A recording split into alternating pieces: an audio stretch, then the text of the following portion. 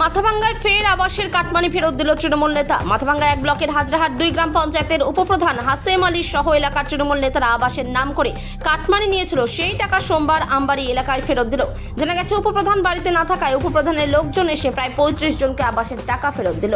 সেটা হচ্ছে 4 দিন আগে আমার বাড়ির পাশে আমি হঠাৎ করে দেখলাম যে কিছু লোক একটা বাড়িতে চড়া হলো। আমি আসলাম ওখানে, কি ব্যাপার। সেখান থেকে যেটা জানা গেল যে ইন্দিরা আবাসনের যে পেমেন্টগুলো হয়, তো সেখান থেকে মানে কিছু ব্যক্তি আর কি ওনাদের কাছ থেকে কিছু পয়সা নিয়েছে, বা ঘর যারা পেয়েছিল তাদের কাছ থেকে আবাসনের ঘরের টাকা কারা নিয়েছিল। তো সেখানে যেখানে নাম উঠে আসছে সেখানে আমাদের এখানে উপপ্রধানের একজন ভদ্র লোক আছে হাসেম আলী, ওনার প্লাস আরো 2-1 লোকের, ওদের নাম আমি বলতে পারছি না, ওরা ছিল সঙ্গে।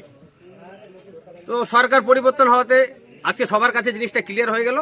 তো আমরা গ্রামের শান্তি শৃঙ্খলা বজায় রাখার জন্য গ্রামের আমাদের যারা সিনিয়র লোক আছে তাদেরকে ডেকে যাদের কাছ থেকে টাকাটা নিয়েছিল আমরা সসম্মানে তাদের হাতে তুলে দিলাম, যাতে সমাজে সবাই একসঙ্গে বসবাস করে আগামী দিনের জন্য এরকম দুর্নীতি কাজ না করে, সেটাও সবাইকে আমরা অ্যালার্ট করে দিলাম।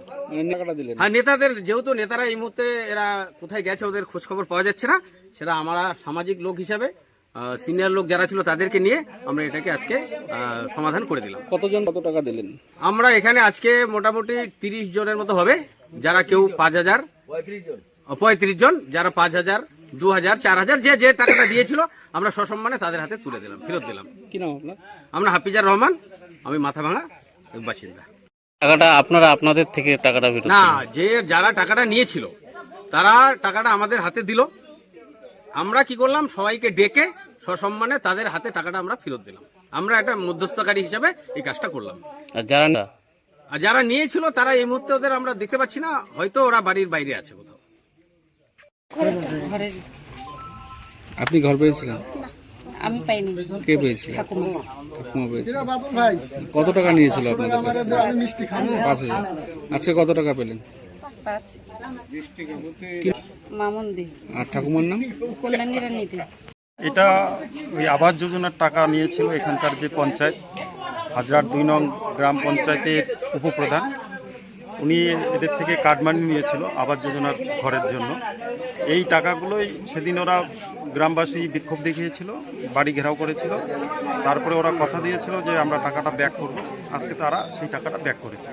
উপস্থিত আছে? না, উপপ্রধান নেই, উনি লোক পাঠিয়েছে ওনাদের, মানে ওই লোকই এখানে ডিস্ট্রিবিউট করেছে টাকা, যার থেকে যত নিয়েছে সেটা দিয়েছে।